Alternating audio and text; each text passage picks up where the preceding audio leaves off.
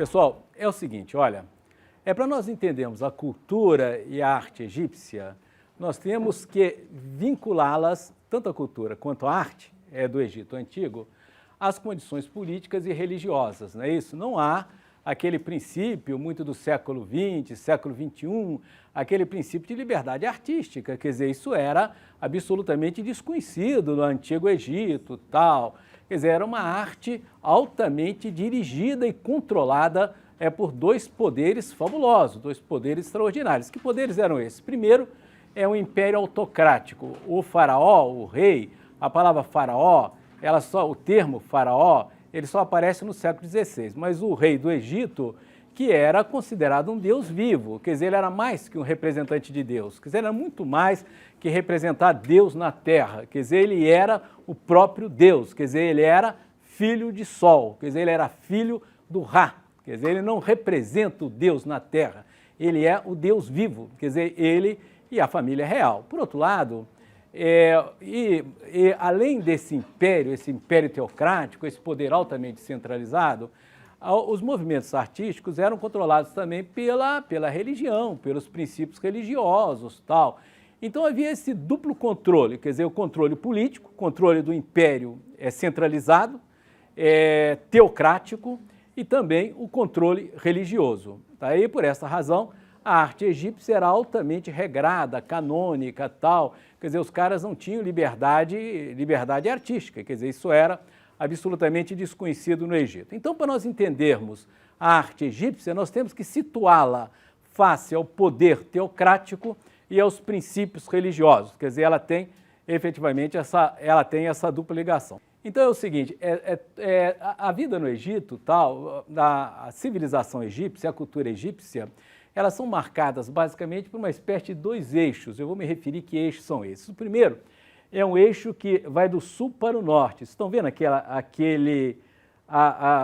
aquela superfície azul? Ali é o famoso rio, sem o qual não haveria vida no Egito, porque essa região é muito seca, etc. tal, e a sociedade egípcia, ela depende do rio Nilo e das cheias periódicas do rio Nilo. Quer dizer, a partir de julho, o rio, ele extrapola o seu leito, ele se estende às margens. É claro que a sociedade egípcia construiu uma série de canais e conseguiu levar essas águas do rio Nilo para as regiões mais distantes. Além desse eixo sul e norte, que é o eixo do rio Nilo, que garante a existência da sociedade egípcia, há uma espécie de eixo que vem de oeste para leste, que vem de leste para oeste e que intersecta o rio Nilo, que é o nascimento do sol, quer dizer, também é um princípio de vida no Egito, etc. tal, tá legal? Então, por exemplo, os templos egípcios, eles são construídos considerando a luz do sol. Um túmulo egípcio, ele é escavado em direção a oeste. E por que ele é escavado em direção a oeste? Porque o sol, ele se põe a oeste, e oeste é o reino dos mortos. Quando a gente sai de um túmulo, entra num grande túmulo egípcio, por exemplo, o túmulo da Nefertari, uma das esposas do Ramsés II, a gente faz movimento em direção a leste, a gente vai na origem da vida, e a origem da vida é a leste, onde o sol nasce. As esfinges, por exemplo, elas se voltam para o sol, elas celebram o nascimento do sol. Por exemplo, a flor de lótus, não sei se vocês conhecem o lótus é um lírio d'água, ele nasce no pântano, às margens do rio, etc. Porque o lótus, a flor do lótus, quando amanhece e o raio do sol toca no lótus, o lótus ele abre as pétalas, ele abre assim tal, e ele exala um perfume.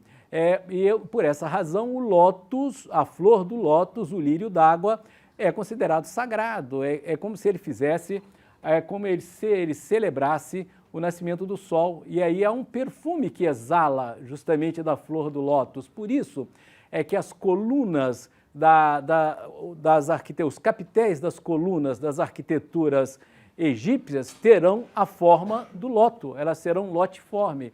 Não exclusivamente, né? Também serão papiriforme, etc. tal, elas terão ali as formas vegetais. Então, quer dizer, toda a vida do Nilo, do Egito, ele é marcada por essa espécie de dois eixos, o eixo do rio e o eixo do nascimento do sol. Olha, o que ocorre é que a centralização política no Egito, a gente já falou sobre isso, ela se deu por volta de 3.200 a.C. E aí começou em 2700 o Antigo Império.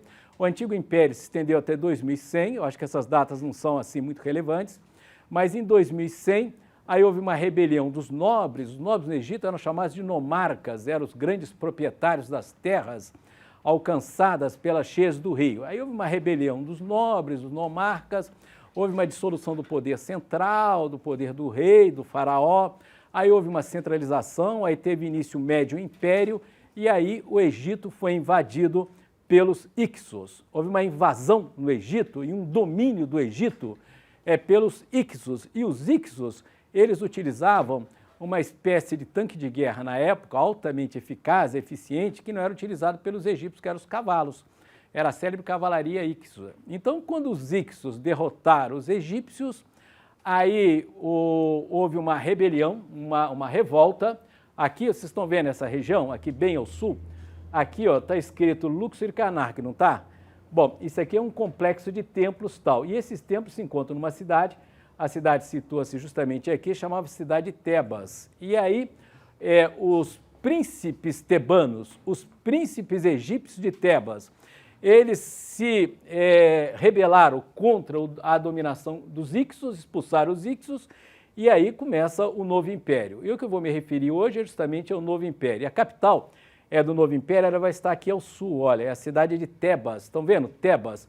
A cidade de Tebas nas duas margens do Rio Nilo, tanto na margem esquerda, está aqui Tebas, quanto na margem direita. E na margem direita do Rio Nilo, no Novo Império, o Novo Império começa por volta de 1580 a.C., portanto no século XVI, tá certo? E vai se estender até 1085 a.C., portanto do século XVI ao século XI. Esse é o período que eu vou me referir hoje. Do século XVI é o Novo Império, é quando os príncipes tebanos eles expulsaram os Hicsos, novamente o Egito se torna independente e a capital do Egito, ela se concentra aqui nessa região do sul, que é a cidade de Tebas, nas duas margens, na margem esquerda de Tebas e na margem direita de Tebas.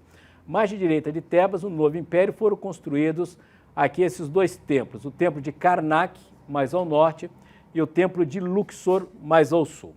O que ocorre é o seguinte, quando a gente pensa no Antigo Império, o que vem à cabeça é o complexo das pirâmides. São aquelas grandes construções funerárias, quer dizer, os túmulos dos faraós e da família do faraó, os túmulos dos deuses vivos. O que ocorre é que no Novo Império não há mais pirâmides. As pirâmides são características apenas do Antigo Império. No Novo Império, todos os faraós do Novo Império, eles serão enterrados aqui, no Vale dos Reis.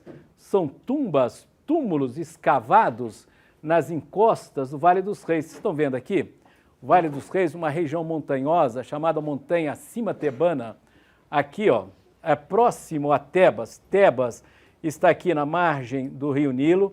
A 5 quilômetros de Tebas tem o Vale dos Reis. E aí os túmulos dos faraós serão escavados nas montanhas ali do Vale dos Reis. Um pouco mais ao sul é o Vale das Rainhas, serão os túmulos das rainhas, e também há uma grande novidade aí no Novo Império, é que os artesãos, quer dizer, os trabalhadores manuais, eles terão acesso aos túmulos, então, ao Vale dos Artesãos. Então, há túmulos reais no Vale dos Reis, ao túmulo das rainhas, no Vale das Rainhas, e túmulo dos artesãos, também chamado Vale dos Artesãos. E por uma razão muito simples, que porque os príncipes tebanos, quando eles expulsaram os Hicsos, o Império Egípcio, que até então não era militarizado, por exemplo, no Antigo Império, não havia escravos.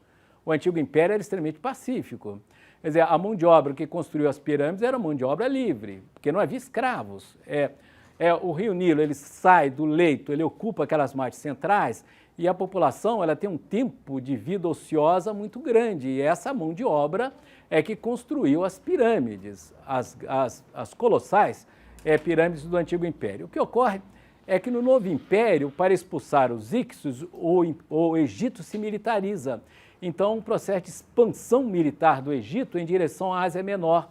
E aí eles anexam todo aquele território da Ásia Menor e chegando até a Ásia. Bom, com as guerras, o número de escravos aumenta no Egito E há, justamente por causa da anexação de terras, etc., tal, uma expansão militar, e aí há uma, digamos, uma exploração de povos do exterior, o que permite o egípcio, a mão de obra egípcio, o artesão, a também passar por um processo de ascensão social que lhes dá o acesso aos túmulos. Então, a grande novidade do Novo Império é que os artesãos, eles também terão acesso aos túmulos, e os túmulos dos artesãos, eles também serão decorados, e nós iremos ver alguns deles. Por outro lado, a outra novidade do Novo Império é que houve uma separação entre o templo do monumento funerário.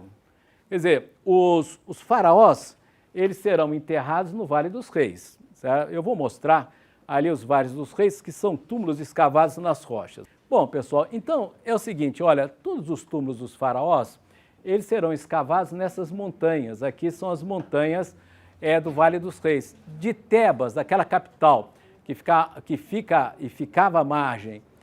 Atualmente, Tebas é uma cidade egípcia chamada Luxor. Sabe qual é o nome de Tebas atual? Luxor, tá legal? De fato, Tebas era o nome que os gregos davam à capital do Antigo Egito. O nome da cidade era Uassete. É como nós vemos o mundo na perspectiva grega, né, segundo aquele célebre historiador que eu falei para vocês, o Momiliano, então nós chamamos a capital do Novo Império de Tebas, mas esse não era o nome egípcio, o nome egípcio era Uassete. Bom, de Uassete, da capital do Novo Império até o Vale dos Reis, são 5 quilômetros, tá vendo? Aqui estão vendo ali as aberturas tal desses hipogeus. Os caras escavavam, esses túmulos eram magníficos, magnificamente decorados, e com riquezas extraordinárias. O que ocorreu é que os túmulos foram assaltados, havia ladrões de túmulos e poucos túmulos guardaram as suas preciosidades, entre os quais o túmulo célebre, encontrado em 1922, é de um faraó menor, em todos os sentidos, tal desimportante, que é o túmulo do Tutancâmon. Mas até o túmulo do Tutancâmon, a gente não podia ter ideia das riquezas com as quais os faraós eram enterrados. Vamos voltar aqui às novidades. Olha, vamos voltar lá àquele mapa. Quais são as novidades trazidas pelo Novo Império? Então, quer dizer, a primeira é que a capital vai para o sul, vai para Uassete ou para Tebas. A segunda é que os faraós serão enterrados no Vale dos Reis. A terceira é que há uma separação entre templo e túmulo.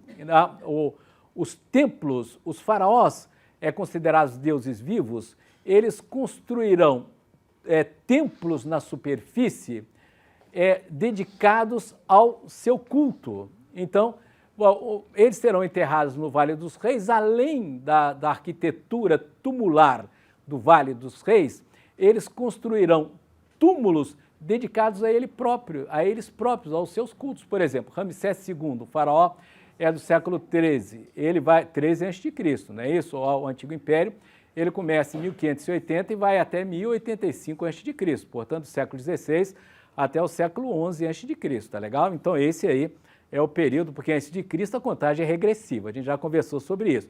Então, esse é o período do Novo Império. O Ramsés II é um faraó extremamente poderoso, guerreiro, etc., tal, do século XIII a.C., e ele vai construir para o seu culto uma série de templos, inclusive na cidade de Tebas. Em Tebas, ele vai construir um templo chamado Ramesseum, tal, dedicado ao culto dele, que era o Deus, que era uma divindade, que era o filho de Ra, era o filho de Sol. Bom, então, no Novo Império, há uma separação entre a arquitetura tumular, quer dizer, os caras vão ser enterrados no Vale dos Reis, e os locais em que eles construirão os templos dedicados ao seu culto. Tá legal? Então é isso. Então você tem essa separação. Não há mais o local da arquitetura tumular, ela vai se deslocar, e essa é uma grande novidade, do local do culto do faraó, ou do culto do Deus vivo, ou do culto das divindades egípcias. Tá certo? Então é isso daí. Por outro lado, no Antigo Império, no Novo Império, quero dizer, nesse período aí do Novo Império, houve uma grande novidade na história egípcia. O que ocorre é que essa novidade ela ficou escondida até 1912 e tal, porque é só no século XIX é que os pesquisadores, os historiadores, os arqueólogos, etc., tal, eles começaram a desconfiar que no Egito, no Novo Império, houve um faraó herege. Por que era o faraó herege? Porque esse faraó, ele aboliu o politeísmo e estabeleceu o culto ao deus Sol. E ele denominou o Sol, quer dizer, representado pelo disco solar, de Atom, tá legal? Atom é o disco solar. Ele abole o politeísmo e estabelece o culto a um só Deus. Esse faraó era o Amenófis IV, tá legal? Lá no século XIV e tal. E ele muda o seu nome. Ele, ao invés de se chamar Amenófis IV, ele vai passar a se chamar Akhenaton, que significa o instrumento de Atom na Terra. E aí há uma grande revolução. Que revolução é essa? Quer dizer, o faraó ele não é mais o Deus vivo, ele é uma espécie de representante do Deus na Terra. Ele é uma espécie de instrumento da divindade na Terra, mas ele, propriamente dito, não é Deus. Ele deixa de ser considerado Deus. Esse faraó, o Amenófis IV, ele muda a capital para uma região mais ao norte do Nilo, porque a capital estava aqui. Não era aqui que estava Tebas, tal, aqui, não é? Na margem esquerda e direita do rio Nilo. Aqui está Karnak e Luxor, que são templos dedicados ao culto do deus Amon. O que fez o Amenófis IV? Ele mudou a capital para aqui, para essa região, que se chama Tel El Amarna, é um nome árabe, porque toda a toponímia do Egito, ela é árabe, né? Porque durante a Idade Média os árabes eles vão conquistar esse território, não é isso? Quer dizer, o Egito vai perder a sua independência quando Alexandre Magno da Macedônia ele derrota os persas e anexa todo esse território, e aí depois um general de Alexandre Magno chamado Ptolomeu, ele vai controlar o Egito, até tem uma descendente do Ptolomeu que vai ser uma rainha do Egito, que é Cleópatra, né? Depois Roma domina o Egito, depois os árabes dominam o Egito. Por isso que o nome que a gente vai usando, o nome que a gente emprega para essas regiões é nome árabe. Então isso aqui é Tel El Amarna. O que fez o Amenófis IV? A capital estava aqui, ele transferiu a capital para essa região aqui, ó. Ele construiu aqui uma cidade no deserto, uma espécie de Brasília, imagina. Só que Brasília foi construída num semideserto, né? Ali na região, numa região árida também, ali do Planalto Central do Brasil. E o Amenófis IV, ele coloca a capital ali. E vai denominar essa capital de Akhenaton. Akhenaton que significa horizonte de Atom. Sabe por quê que é o horizonte de Atom? Ele construiu a capital na margem direita. E aqui, ó, tem uma montanha e há uma falha nesta montanha. Então, quando o sol se põe, os raios do sol atravessam justamente aquele desfiladeiro existente aqui, iluminava o palácio do Akhenaton e o templo Atom. Atom é o disco solar, Atom é o deus sol. Por isso ele vai chamar essa capital de Akhenaton. Então, o faraó herege, aquele que aboliu o politeísmo, estabeleceu o monoteísmo no Egito, também era um faraó do Novo Império. O que ocorre é que o monoteísmo ele não vai sobreviver à morte do Amenófis IV. Quando o Akhenaton morre, não é? Ele é sucedido pelo seu filho, que é o Tutankhaton, não é? Que aí há uma rebelião dos sacerdotes ligados ao culto de Amon. Aí o Tutankhaton muda de nome para Tutankhamon, aí a cidade de Akhenaton é destruída, é muita informação, não é isso? E a capital, ela efetivamente volta para Tebas. Novamente ela volta para o sul, tá certo? Então, mas teve um período da história do Egito em que o culto se tornou monoteísta. E esse faraó, Amenófis IV, ele escreveu um poema chamado Hino ao Sol, que depois foi incorporado pelo Antigo Testamento, tal. Sabe os Salmos do Antigo Testamento? Tem um salmo que reproduz o Hino ao Sol escrito por esse faraó. Então, mas é um período muito curto e nesse momento houve alguma transformação cultural e artística no Egito. Primeiro houve uma transformação cultural extremamente profunda no Egito, porque do politeísmo passa para o monoteísmo.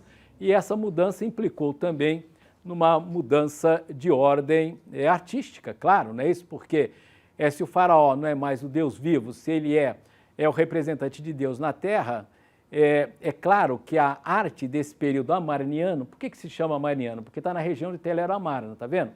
a arte desse período amarniano, ela vai ser muito mais realista que a anterior. Mas dura pouco.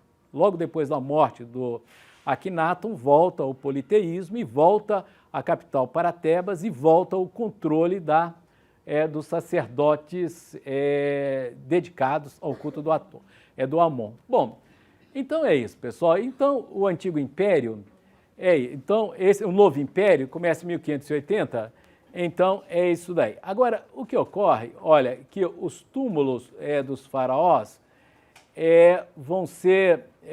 são escavados nas montanhas tebanas. Aqui é o Vale dos Reis, que está a 5 quilômetros de Tebas e tal. Por outro lado, a grande realização arquitetônica do Novo Império é a construção de um conjunto de templos em Karnak e Luxor dedicado ao deus Amon. Amon é a divindade tutelar do Novo Império. E aqui é um desenho do templo de Karnak, o templo de Amon. Em Karnak, ele está assim atualmente, olha, é uma grande ruína, né, que é a ruína de Karnak. Mas o templo era originariamente assim, olha, ele começou a ser construído lá no século XV e tal. Esses templos, a construção desses templos vai atravessando os séculos, né? Isso é como as catedrais góticas. As catedrais góticas, não é isso? Não é verdade? Não é assim? Hein, Jaqueline? As catedrais góticas não são assim? Hein? Elas não são construídas assim durante os séculos e tal. Elas não terminam nunca, né? É o caso também desses grandes templos, dessas construções do Antigo Egito. Esse templo é o Templo de Karnak, é um desenho do Templo de Karnak. O início da construção do Templo de Karnak foi com Amenófis IV, Amenófis III, o pai do Amenófis IV, aquele faraó herege que estabeleceu o monoteísmo, mas ele foi se estendendo até o século XIII, por exemplo. Ramsés II, ele continuou construindo aqui o Templo de Karnak. Bom, o que ocorre é que Karnak é modelo das construções de templos no Antigo Egito. E quais são as características dos templos no Antigo Egito? No caso específico de Karnak e Luxor, são templos dedicados ao deus Amon, de fato a trindade, o Amon, a mulher do Amon e ao filho do Amon, ao deus Amon, a deusa é a esposa do Amon e ao seu filho, que era chamado de Kozu. Tá legal? É isso. Então era a trindade que, para a qual, segundo os egípcios, habitavam efetivamente esse templo. Então, olha, o templo do Antigo Egito, ele estava dividido espacialmente em 3 partes. Quais são as 3 partes que compõem o antigo templo egito? Primeiro, olha, há um pátio, vocês estão vendo isso daqui, ó? Vocês estão vendo? Isso aqui é um pátio. Esse pátio, ele era aberto a todos os fiéis, quer dizer, os fiéis tinham acesso ao pátio. Tá vendo? Isso aqui era inteiramente aberto aos fiéis. O pátio, ele era antecedido por uma porta monumental, a porta chamada pilono, porque a palavra grega pilos significa porta, e essa porta era franqueada por 2 torres. Estão vendo aqui as 2 torres? Tal? Então era assim, olha, aqui é o pátio, é interno, aberto a todos os fiéis. Aqui tem uma porta monumental que é o pilono, a palavra pilos significa porta. Aqui tem 2 torres, e esse pilono e essa entrada da porta, ela era antecedida por uma grande esplanada, por uma grande via, uma grande avenida. Tá vendo? Essa avenida era chamada de dromos. Dromo é uma palavra grega que significa caminho das almas, tá certo? E esses dromos, essas avenidas, eram circundadas por esfinges. E os rostos das esfinges eram esculpidas com os rostos dos animais que eram dedicados aos deuses, ou então com o rosto dos faraós, os faraós que mandaram construir o templo, tá legal? Então, aqui, ó, tem uma esplanada que é uma avenida chamada de Dromo. Então é o seguinte, pessoal, a conformação do templo do Antigo Egito, ela estava ligada à liturgia da religião egípcia, quer dizer, dependia efetivamente do culto da religião egípcia. E a característica da religião egípcia é que o culto era processional. O que é culto processional? É que os fiéis, eles faziam procissões, eles se reuniam, e aí eram procissões. Então, eles entravam efetivamente nessa alameda, aqui nos dromos circundados por esfinges. Aí depois eles ultrapassavam o pilono, essa porta monumental, aí eles entravam nesse pátio interno e é aqui que o culto era realizado. Quer dizer, o prédio se conformava à natureza do culto do Antigo Egito. Tá legal? Tudo bem ou não? Eram procissões, o culto era processional. Qual é o nome que se pode dar? Eles faziam procissões, tal, era isso. Bom, o que ocorre é que, além do pátio, havia a sala hipostila. Vocês estão vendo essa superfície aqui inteiramente coberta? Essa superfície coberta era fechada aos fiéis e só os sacerdotes tinham acesso às salas hipostilas. E o teto era sustentado por colunas. Colunas, quer dizer, o elemento estrutural mais importante da arquitetura egípcia no Novo Império, claro, estou me referindo a esse período do Novo Império, são as colunas, tal, e os gregos vão absorver essas colunas da arquitetura egípcia. Quer dizer, o elemento de sustentação essencial é a coluna egípcia, tá legal? É que sustenta uma espécie de abóbada celeste, mas isso na sala hipostila. E na sala hipostila é só os sacerdotes que têm acesso. Finalmente, ultrapassando toda essa superfície coberta aqui, na qual o fiel não tinha acesso, e aí chegava o seu santuário. E o santuário guardava as estátuas dos deuses, quer dizer, do Amon, de sua esposa e do filho do Amon. E aí esse espaço era inteiramente fechado e só o grande sacerdote e o faraó, só eles tinham acesso às celas que guardavam as estátuas da divindade. Quer dizer, mesmo os sacerdotes, em geral, eles não tinham acesso àquele espaço fechado, tá legal? Então é isso. Tal. Então, o templo estava dividido em 3 espaços, quer dizer, um espaço que era aberto aos fiéis em geral, o espaço inteiramente fechado da sala hipostila que só os sacerdotes tinham acesso, e finalmente, ali aquele último espaço, tal, eram as celas das estátuas das divindades, quer dizer, do Amon, da esposa do Amon e do seu filho, tá certo? Então é isso, uma vez por ano, a estátua ela era tirada da obscuridade, porque nas celas que guardavam as esculturas que era o espaço dos deuses, essas celas eram